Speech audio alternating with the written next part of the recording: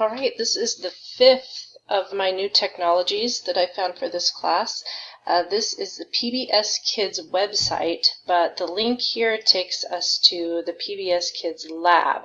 Now, the PBS Kids website is not new to me. However, it's been several years since I have tried using it in my classroom, and the reason was because on our tablets that we use, I could not get the games section to work on our junky tablets.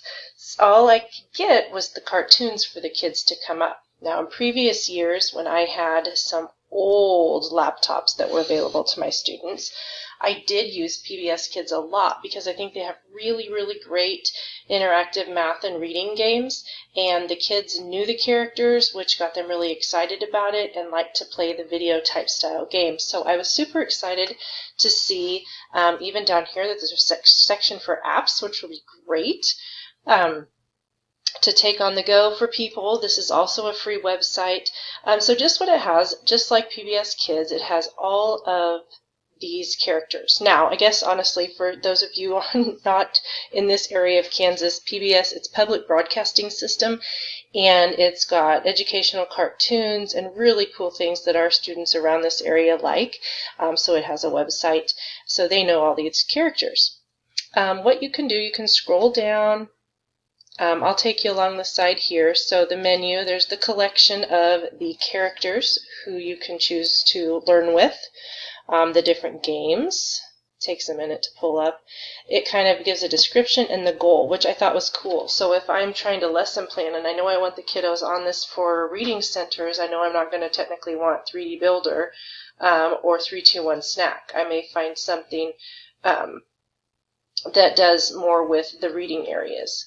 The activities that can be on here, you get to choose your age, the skill that you want, and who you want to play with. So the show, the actor, the cartoon. Down here, there are videos.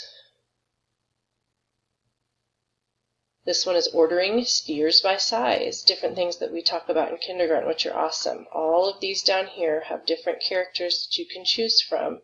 This one is on Peg and Cats. If I come over here and do Martha Speaks, Martha's going to have different cartoons. Here are the apps that you can take along. Really cool. And different books that can also be read out loud. I'm always up for a good read aloud, so these are all pertain to reading or math, different kinds of art.